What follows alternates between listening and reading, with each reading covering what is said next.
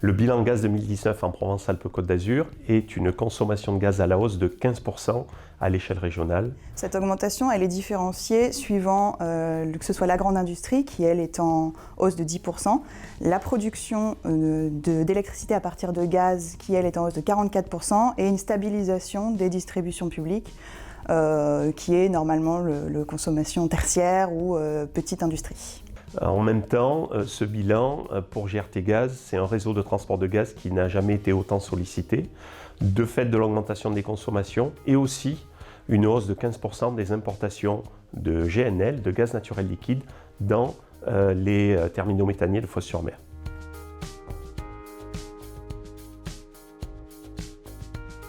La spécificité principale du territoire Provence-Alpes-Côte d'Azur, c'est d'être une région extrêmement peuplée.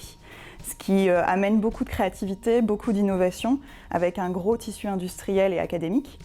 Et de cette région très peuplée, on peut aussi déterminer des gisements pour le gaz renouvelable, à la fois par la filière déchets, par la méthanisation de boues de steppe, et à la fois un gisement de gazéification de déchets de biomasse solide.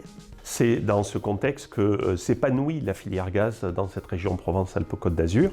Filière gaz qui va grandir avec l'hydrogène, du fait du grand potentiel photovoltaïque de la région. Région qui va avoir de nouveaux industriels arriver qui choisiront leur gaz pour la transition énergétique. Voilà ce qui me paraît être les spécificités de cette région. J'ajouterai aussi une filière biogaz qui est poussée par la filière déchets dans cette région.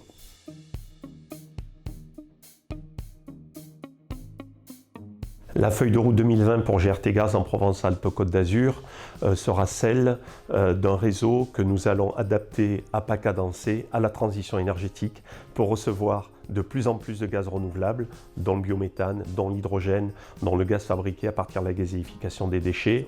Adapter le réseau pour accueillir les nouveaux gaz.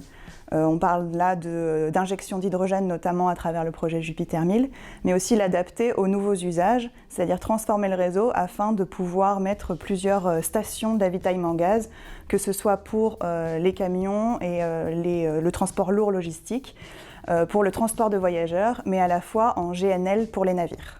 Dès le début de l'année, nous avons réussi les premières injections d'hydrogène dans le réseau de transport de gaz. En cours d'année, nous allons installer la brique méthanation qui va nous permettre de combiner l'hydrogène, cet hydrogène vert, avec du CO2 pour faire encore plus de gaz renouvelable. Et puis, nous allons amplifier le plan d'expérience de ce démonstrateur Jupiter 1000 avec ce que nous avons finalement réussi à rassembler autour de ce démonstrateur, c'est-à-dire l'équipe de France du Power to Gas.